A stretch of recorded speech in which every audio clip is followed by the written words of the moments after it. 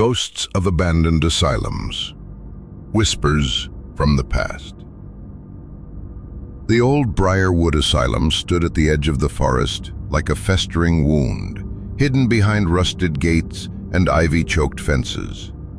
For decades it had been left to rot, its broken windows staring blankly like the eyes of a corpse, its walls sagging beneath the weight of all it had witnessed.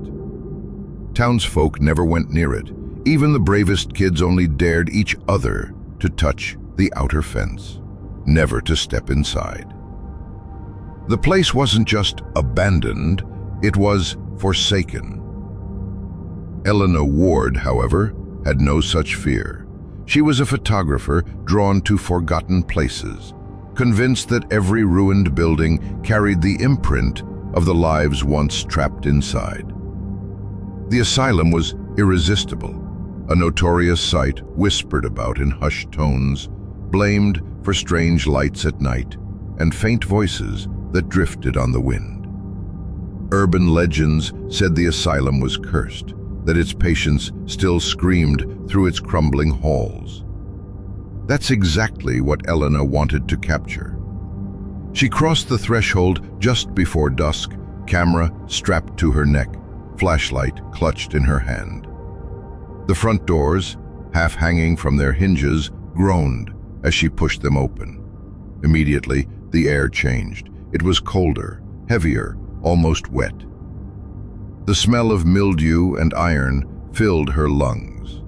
Inside, the silence was so absolute, it felt alive. Her footsteps echoed down the grand foyer, where broken tiles spread like cracked teeth. Graffiti scrawled the walls, names, threats, prayers, but beneath the spray paint, the faded institution mottos remained. For healing, for hope. The words mocked her as she walked deeper. She raised her camera, snapping the decay. A rusted wheelchair overturned in the corner, its wheels still faintly squeaking, as if moved moments ago. A gurney lay sideways in the hall, leather restraints cracked but still buckled. Every detail screamed of abandonment, and yet something in the air suggested she wasn't alone. Then she heard it. A whisper, not wind, not rodents, a voice. Elena. She froze. The sound came from the end of the hallway, so soft it could have been her imagination. She swallowed hard, convincing herself it was the creak of pipes, the way old buildings breathe. But the voice came again, clearer this time. Elena, stay. Her skin prickled. She snapped a photo toward the sound. The shutter clicked, but when she glanced at the preview, her stomach dropped. The image showed the hallway, but blurred shapes stood there, pale figures, their heads tilted, their faces obscured as if the lens couldn't capture them fully. Her rational mind screamed about faulty light, dust, reflections. But in her gut, she knew better. She pressed on, entering the treatment wing. The paint here peeled in long, curling strips, like shedding skin. Doors lined the hall, each with tiny windows clouded by grime. She lifted her flashlight and peered inside one. The room beyond contained only a bed frame and mold climbing the walls. Yet the glass fogged as if someone had breathed against it from the other side. The whispers grew louder, overlapping, no longer one voice but many. Some begged, others sobbed. Help us, don't leave us, stay with us. Her heartbeat thudded against her ribs as she raised her camera again. It clicked, flashed. On the screen, a dozen faces appeared where there had been none. Gaunt, hollow-eyed, lips stitched shut, eyes wide with pain.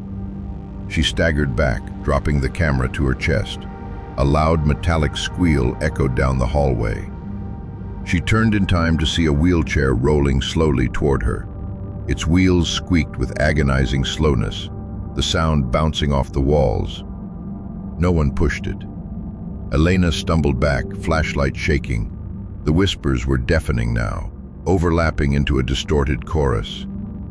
She spun, running for the foyer, only to see the heavy entrance doors slam shut with a thunderous bang that rattled the walls.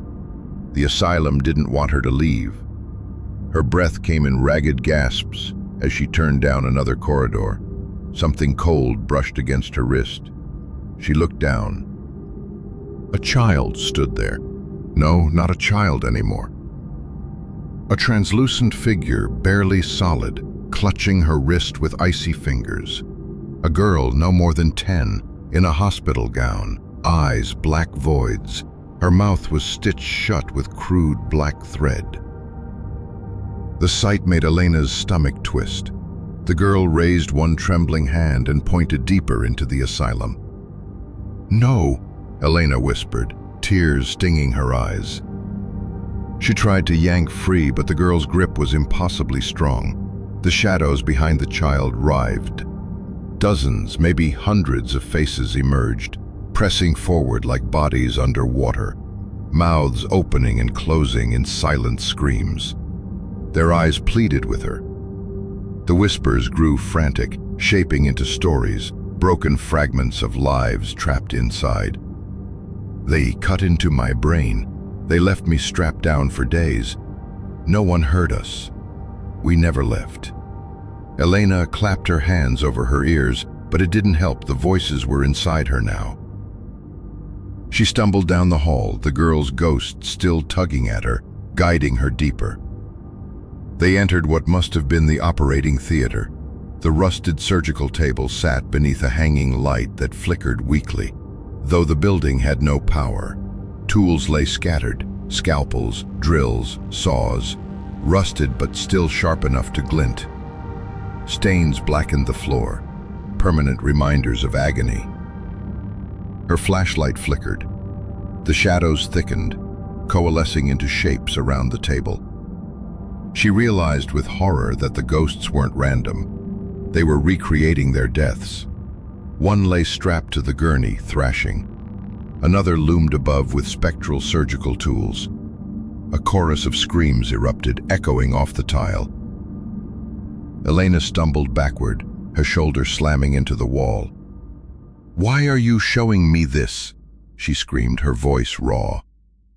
The whispers paused. For a moment, silence fell. Then, in perfect unison, hundreds of voices answered, "So you will remember." Her camera flashed on its own, the shutter clicking wildly as if the asylum itself wanted its story captured. Images imprinted on the screen faster than she could comprehend. Faces twisted in pain, hands reaching through walls, mouths stretched in endless wails. The light above her burst, plunging the room into darkness. Something moved in the black. A slow, deliberate scrape of metal against tile.